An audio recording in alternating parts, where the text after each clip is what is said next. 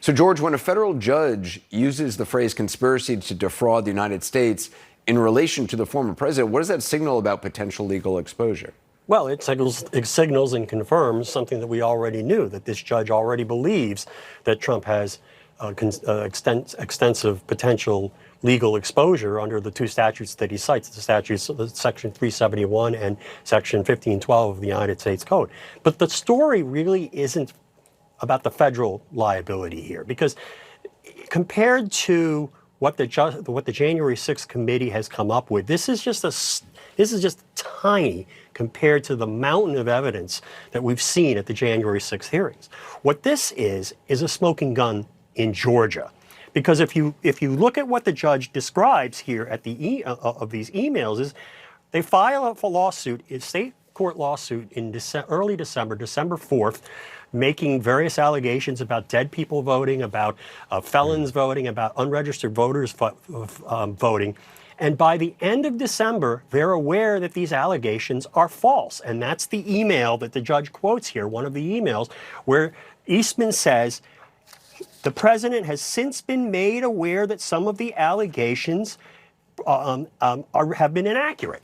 And then they go and they make him, the lawyers go and they have him file a federal lawsuit where where Trump certifies under oath, verifies under oath that these allegations were in fact true. And that's perjury, and that's certainly evidence of federal crimes.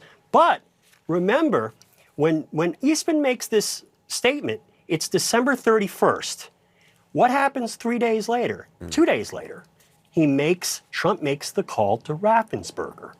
He makes that famous recorded call, infamous recorded call, finding the votes, when he's asking Raffensperger, demanding Raffensperger, threatening Raffensperger if he doesn't, to find exactly 11,780 votes, one more than he needs.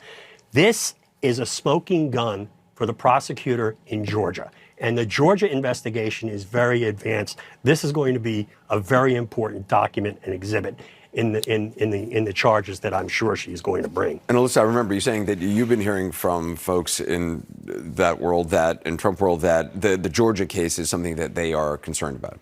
Yeah, something I consistently hear from Republicans who are still, loosely aligned with Trump world is that what they're most afraid of is the Fulton County investigation. That could be for any number of reasons, but this is another fact that comes out that's tangentially related and shows that this is a president who we know lied with impunity for the entirety of his time in office, frankly, most of his career.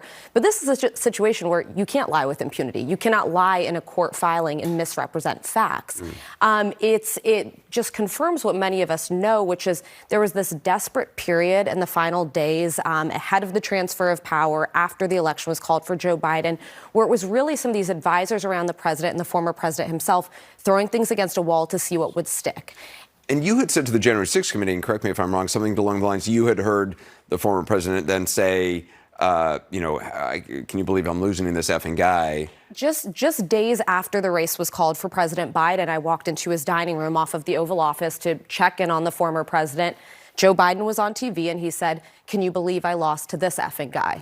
So the fact is, most people around Trump, including Trump himself knew he lost, but they wanted to desperately cling to power in any way that they could. I would agree with George. I do think this is the closest thing to a smoking gun of just deliberate wrongdoing and misleading. The one thing I thought was interesting, though, to Jessica's point is, I've worked with the January 6th committee. The work they're doing is important, but this needs to go to the Department of Justice. That's where you're going to get accountability. They do not have power to indict him. That needs to go to the Department of Justice. George, how do you see this playing out in Georgia and what the timeline there is like?